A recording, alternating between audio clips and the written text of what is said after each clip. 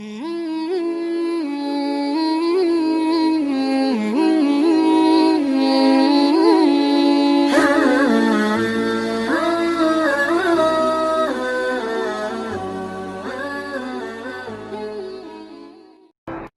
apa yang paling disukai Allah? Ditanyakan oleh Abdullah bin Mas'ud, ayul a'mal ahabbu ilallah? As-salatu ala waqtiha, salat pada waktunya. Qultu tsumma ayyun, apalagi? Birrul walidain, berbakti kepada orang tua. Qultu tsumma ayyun, apalagi? Al jihadu fi sabilillah, salat pada waktunya. Anak bapak ibu tak perlu khawatir, zuhur tepat waktu, asar tepat waktu, tapi subuh, maghrib dan isya tanggung jawab bapak ibu di rumah. Tanggung jawab siapa yang lebih besar, guru atau bapak ibu? Guru, zuhur, asar, subuh, maghrib, isya, bapak dan ibu bertanggung jawab di rumah. Amalan apa yang bisa membuat kita mati husnul khatimah? Istiqomah. Makanya kata ulama tasawuf, al istiqamah khairum min alfi karamah. Satu istiqamah lebih baik daripada 1000 karamah. Bisa jalan di atas air, bisa terbang di atas awan, bisa bicara dengan binatang, mendengar tasbih pohon kayu. Kalau tak ada istiqamah, tak ada gunanya. Mudah-mudahan kita semuanya istiqamah. Aqwamuha wa in qalla, adwamuha wa in qalla. Sedikit tapi istiqamah lebih baik daripada banyak tidak istiqamah. Nah, oleh sebab itu maka kita amal istiqamah, insyaallah dapat husnul khatimah. Apa yang harus saya lakukan apabila teman saya pacaran sedangkan kita sudah menegurnya berkali-kali? Mudah-mudahan yang pacaran putus. Mudah-mudahan yang udah putus gak nyambung lagi. Hai yang pacaran, yang pacaran itu yang rugi perempuan. Bonceng sana, bonceng sini, bonceng sana, bonceng sini, masuk angin gembung. Yang muntah-muntah laki-laki apa perempuan? Perempuan. Yang hamil, yang malu laki-laki apa perempuan? Perempuan. Yang melahirkan anak meregang nyawa laki-laki apa perempuan? Perempuan. Kalau kebetulan nasibnya jelek, mati melahirkan, perempuan. Maka kalau perempuan tidak mau, mustahil laki-laki bisa pacaran. Kalau kau gagah perkasa, bukan dengan badanmu yang berotot. Kalau kau gagah perkasa, bukan yang berani membonceng. Kalau kau gagah perkasa, datang ke rumah ayahku, katakan kupinang kau dengan bismillah. Kalau kau gagah perkasa, datang ke rumah, bawa seperangkat alat sholat dan kitab suci Al-Quran. Oleh sebab itu maka pendidikan agama menjadi modal utama. Tapi kontrol orang tua juga luar biasa. Mudah-mudahan anak-anak kita diselamatkan dari pacaran-pacaran. Bagaimana menyikapi perbedaan-perbedaan yang ada, Ustaz? Banyak perkara berbeda dari para kelompok-kelompok kajian masing-masing. Memberikan dalil. Mana yang menjadikan kami sebagai penuntut ilmu yang masih awam ini bimbang mana yang harus kami ikuti. Saya dalam akidah ikut mazhab Abul Hasan Al-Asy'ari. Dalam bidang fikih mengikut mazhab Muhammad bin Idris Syafi'i. Dalam bidang tasawuf mengikut Imam Abu Hamid Al-Ghazali. Tapi saya tak menyalahkan kawan saya yang ikut Imam Maturidi. Saya tidak menyalahkan teman saya yang ikut Hanafi, Maliki, Hambali, karena masih dalam Ahlus Sunnah wal Jamaah.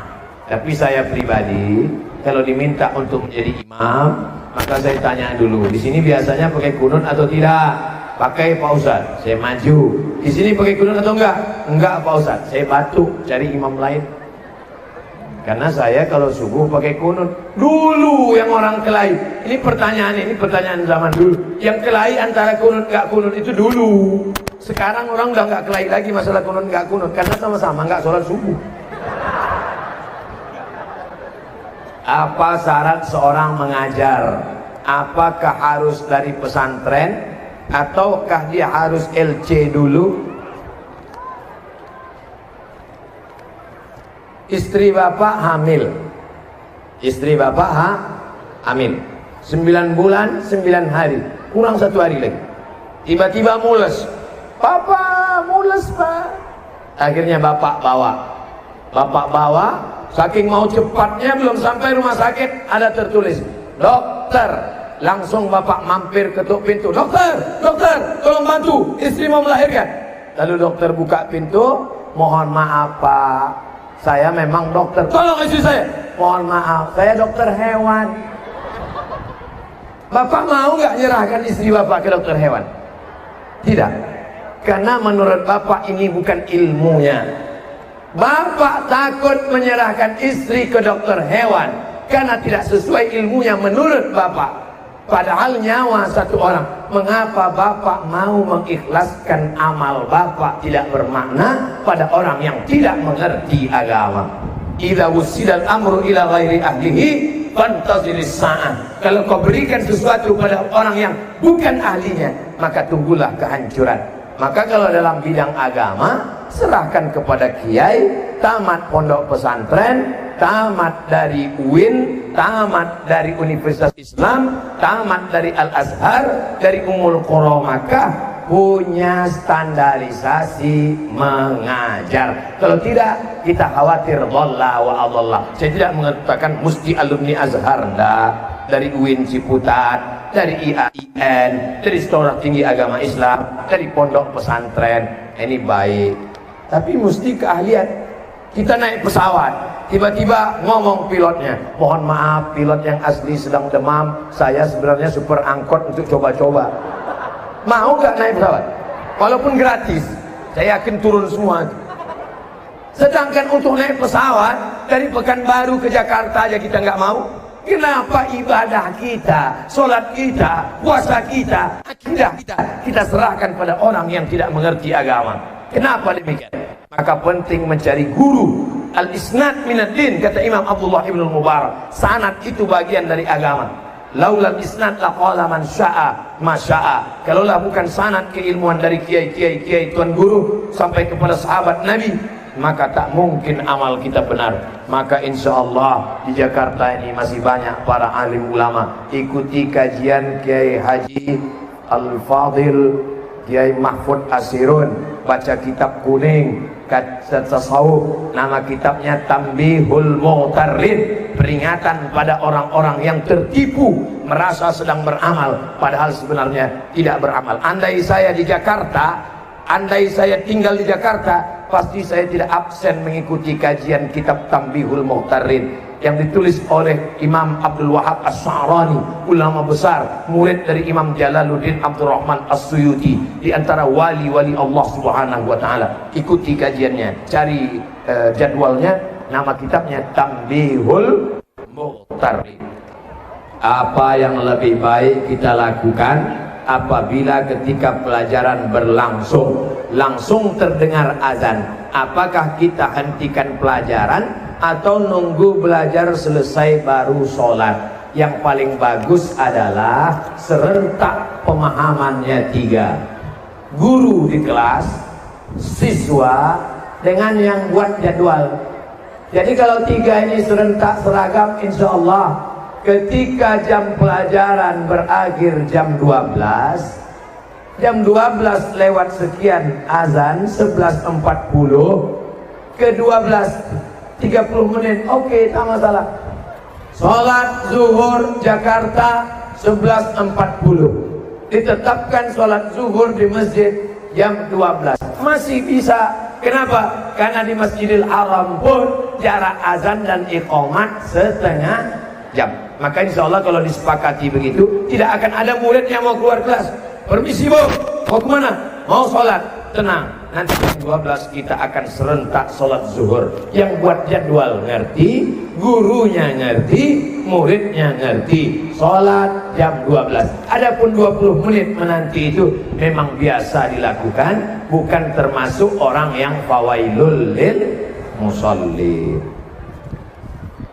Bagaimana cara menanamkan karakter baik pada anak didik sesuai ajaran agama Islam?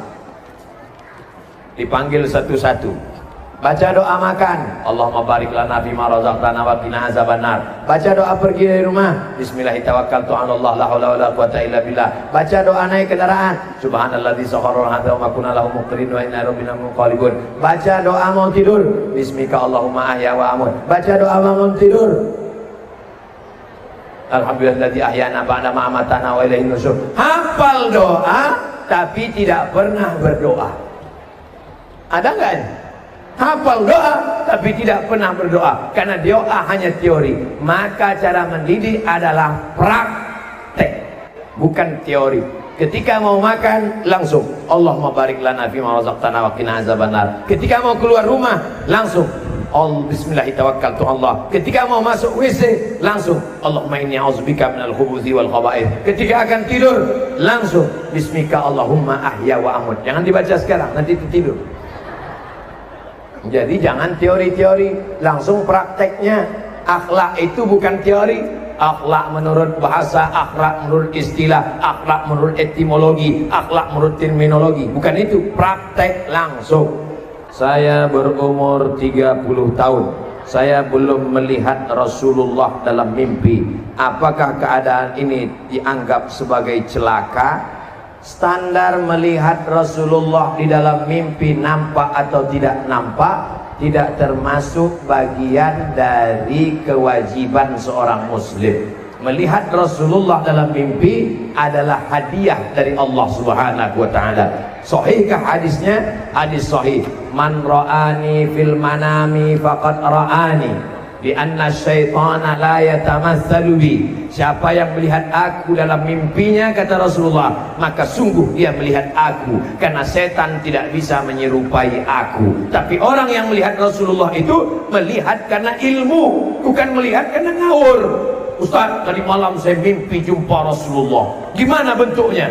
Jenggotnya putih, rambutnya putih, kumisnya putih. Itu bukan Rasulullah, itu drunken master. Karena Rasulullah itu dalam kitab As-Syama'il Al-Muhammadiyah, jenggot dan rambutnya putih tak sampai 20 helai. Jadi orangnya berilmu dulu, la ilaha illallah betul, tapi lihat pangkal ayatnya, fa'lam annahu la ilaha illallah. Belajar ngaji ilmu. Kalaupun sudah mimpi jumpa Rasulullah, setelah mimpi jumpa Rasulullah itu menjadi tukang ngomong banyak bicara, atau hatinya makin khusyuk, menjadi orang yang makin banyak ibadah, atau justru makin sombong membanggakan diri. Melihat Rasulullah hati menjadi tenang. Melihat Rasulullah sholat bertambah khusyuk. Melihat Rasulullah hataman Quran makin bertambah. Itulah kebaikan. Tapi kalau ngaku mimpi Rasulullah, makin banyak cerita, makin banyak bicara, amal berkurang, maka sesungguhnya kita sedang dipermainkan. Na'udzubillah. Itulah beberapa pertanyaan. Mudah-mudahan kajian kita siang ini menyebabkan turunnya rahmat dan barakah pada keluarga besar Al-Maka, insyaallah. Ala hadhihi niyyah wa kulli niyatin salihah. Al-Fatihah.